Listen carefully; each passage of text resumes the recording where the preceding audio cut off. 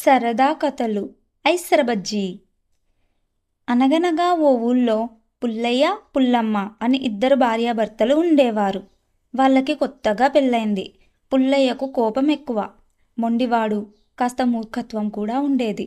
పుల్లమ్మ నెమ్మదితనం మంచితనం వల్ల భార్యతో పేచీలేవి లేకుండా హాయిగానే ఉండేవాడు.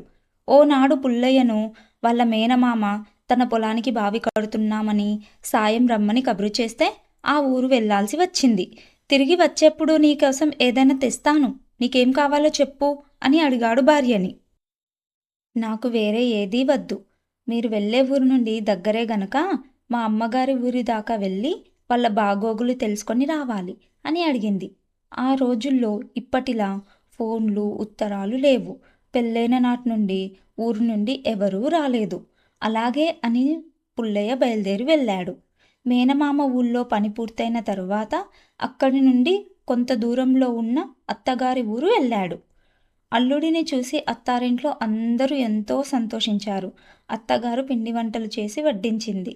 అన్నింటిలోని బెల్లం కుడుములు బాగా నచ్చాయి పుల్లయ్యకి. ఎన్ని తిన్నా ఇంకా తినాలనిపించింది. మా ఇంట్లో ఇవి ఎన్నడూ వండుకోలేదు, వీటి పేరేమిటి అని అత్తని అడిగాడు. నా కూతురు కుడుములు బాగా వండుతుంది, వెళ్ళగానే అడిగి చేయించు అని చెప్పింది అత్తగారు. ఇప్పటిలా బస్సులు ఆటోలు అని అవి ఏమీ ఆ కాలంలో లేవుగా. ఇంటికి వెళ్ళడానికి 2 రోజులు సమయం పడుతుంది. ఈలోగా ఆ కుడుములనే పేరు ఎక్కడ మర్చిపోతానోనని భయం పట్టుకుంది పుల్లయ్యకి. దారి వెంట కుడుములు కుడుములు అనుకుంటూ నడక మొదలెట్టాడు. అలా వెళ్ళేదారిలో ఓ కాలువ దాటాల్సి వచ్చింది. కుడుముల ఆనందంలో ఒక్కసారిగా ఐస్సరబజ్జీ అంటూ ఎగిరి కాలువ దూకాడు.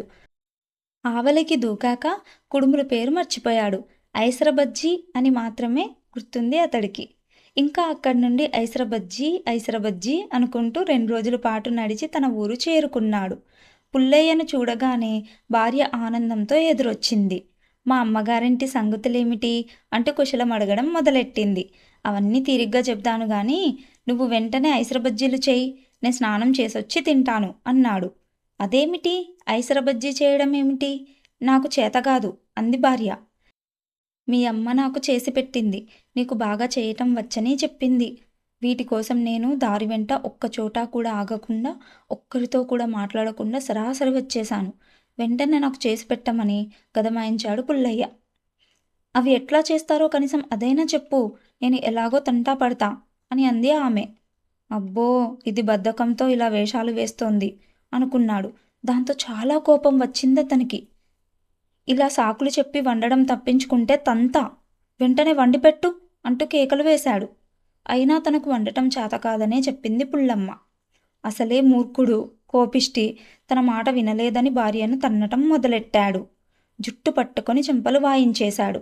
ఇరుగు పొరుగు వచ్చి వద్దని చెప్పినా వినలేదు. అంతలో పుల్లయ్య తల్లి పరిగెత్తుకు వచ్చి, ఓరే కోపిష్టోడా, పిల్లాన్ని అంతలా కొడతావేరా, పాపం దాని చెంపలు కుడుముల్లా ఉబ్బిపోయాయి అంటూ కొడుకుని తిట్టడం మొదలెట్టింది. అప్పుడు వెంటనే గుర్తొచ్చింది పుల్లయ్యకి కుడుములు అన్న పేరు. అదే అదే కుడుములు వండి పెట్టమంటే ఇది చేత కాదందే అమ్మా అంటూ చెప్పాడు. కుడుములంటే వండి పెట్టనా, నువ్వు ఐసరబజ్జీలు వండి పెట్టమని కదూ నన్ను కొడుతున్నావు అంది పుల్లమ్మ.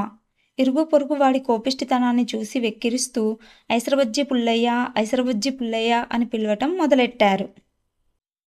ఈ కథ కనుక మీకు నచ్చితే లైక్ చేయండి, షేర్ చేయండి, సబ్స్క్రైబ్ చేయండి.